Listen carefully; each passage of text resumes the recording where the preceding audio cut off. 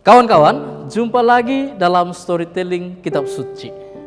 Kali ini saya akan menceritakan kisah Elia dan janda di Sarfat yang tertulis dalam kitab 1 Raja-Raja bab 16 ayat 29 sampai bab 17 ayat 24. Nah, begini kisah selengkapnya. Pada masa pemerintahan Raja Ahab, Raja Israel, terjadilah kemarau yang panjang di negeri Israel. Kemarau ini terjadi sebagai hukuman Allah atas ketidaksetiaan Raja Ahab yang menyembah berhala dan mendirikan tempat-tempat untuk penyembahan berhala. Hukuman ini dibuat Allah melalui hambanya yang bernama Elia. Atas perintah Allah, Elia datang menemui Raja Ahab. Kepada Raja Ahab, Elia berkata, "Engkau telah berlaku tidak setia kepada Allah. Engkau menyembah berhala dan mendirikan tempat-tempat untuk penyembahan berhala. Karena ketidaksetiaanmu demi Tuhan yang hidup, sesungguhnya hujan tidak turun di Israel sampai aku mengatakannya lagi." Setelah berkata demikian, mulailah terjadi kemarau di Israel. Setelah kemarau terjadi di Israel, Allah memerintahkan Elia pergi dan tinggal di tepi sebuah sungai yang bernama Sungai Kerit. Di sana ia bisa minum dari air sungai itu. Makanannya diperoleh dari burung-burung gagak yang diperintahkan Tuhan untuk mengantarkan makanan untuknya setiap pagi dan petang hari. Ia tinggal di sana untuk sekian lama sampai air sungai itu kering. Setelah sungai Kerit kering, Tuhan berfirman kepada Elia, "Pergilah ke Sarfat dan tinggallah engkau di sana. Aku telah memerintahkan seorang perempuan untuk memberi engkau makan dan minum di sana." Elia pun pergi ke Sarfat. Ketika ia sampai di pintu gerbang kota, ia melihat seorang perempuan yang sedang mengumpulkan kayu bakar. Ia menyapa wanita itu dan berkata kepadanya, "Wahai ibu, tolonglah berikan aku minum." Wanita itu memandang ke Elia. Belum sempat ia menanggapi permintaan Elia, selanjutnya Elia berkata lagi, "Tolong berikanlah juga kepadaku sepotong roti." Perempuan itu pun akhirnya menjawab, "Demi Tuhan, aku tidak mempunyai minum dan roti barang sedikit pun.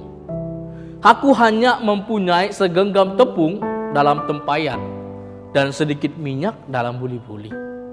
Rencananya aku akan mengolah itu setelah aku pulang dari mengumpulkan kayu bakar ini untuk aku makan bersama anakku.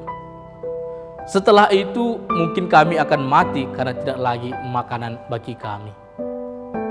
Mendengar itu Elia berkata, "Janganlah takut, biarkanlah aku menumpang di rumahmu. Marilah kita pulang ke rumahmu dan olahlah tepung dan minyak yang masih ada itu menjadi roti.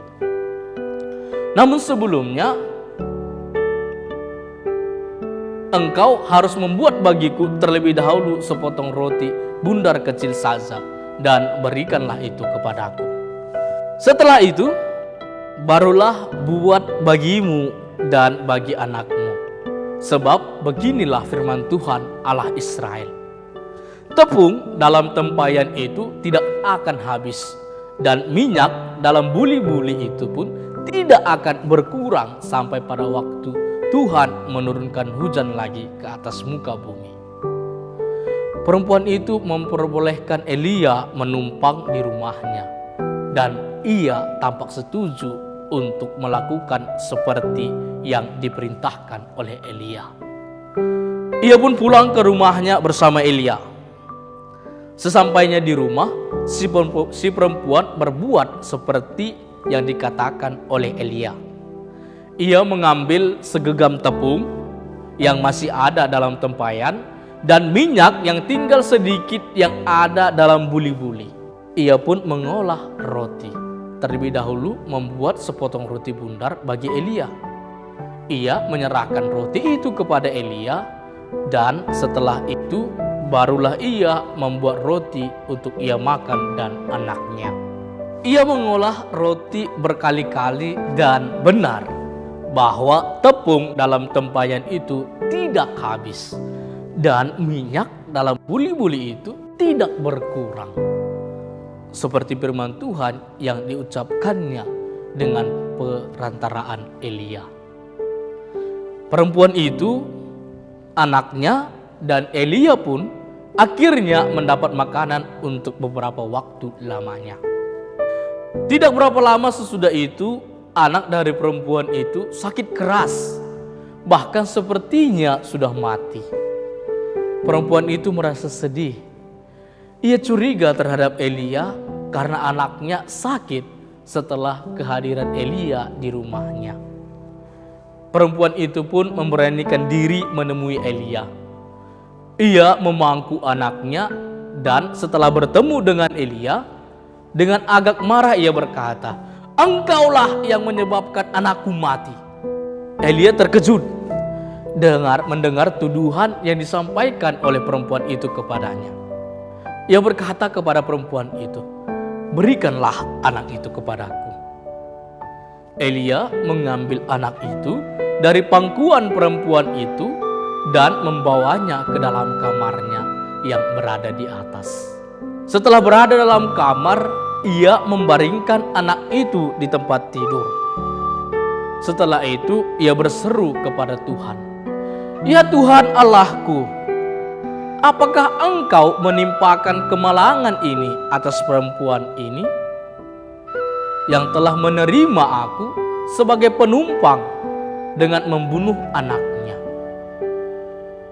Selanjutnya Elia meluruskan badannya di atas anak itu 3 kali, dan setelah itu ia berkata lagi kepada Tuhan, "Jika ini bukan kehendak-Mu ya Tuhan Allahku, pulangkanlah kiranya nyawa anak ini ke dalam tubuhnya."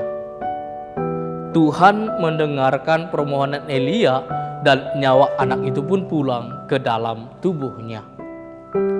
Anak itu hidup kembali. Setelah itu Elia membawa anak itu dan menyerahkannya kepada ibunya. Ia berkata kepada ibu anak itu, "Anakmu sudah hidup." Melihat itu, perempuan itu pun berkata, "Ternyata bukan engkau yang menyebabkan anakku mati. Engkau sungguh abdi Allah, dan segala yang kau ucapkan itu benar." Kawan-kawan, demikianlah kisah Elia dan janda di Sarfat. Nah, apa makna cerita yang bisa kita petik dari kisah tersebut? Pertama, Raja Ahab tidak setia kepada Allah. Ia menyembah berhala-berhala dan mendirikan tempat-tempat pemujaan berhala. Sebagai hukuman atas ketidaksetiaannya, Allah mendatangkan kemarau di Israel. Kesetiaan kepada Tuhan mendatangkan sukacita.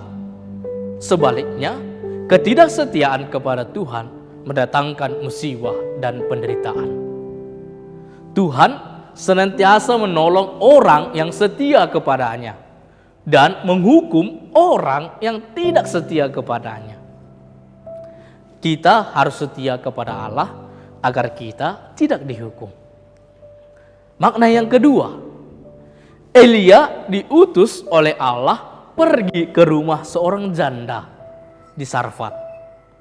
Ketika ia berada di rumah janda itu, anak dari janda itu sakit dan bahkan sepertinya sudah mati.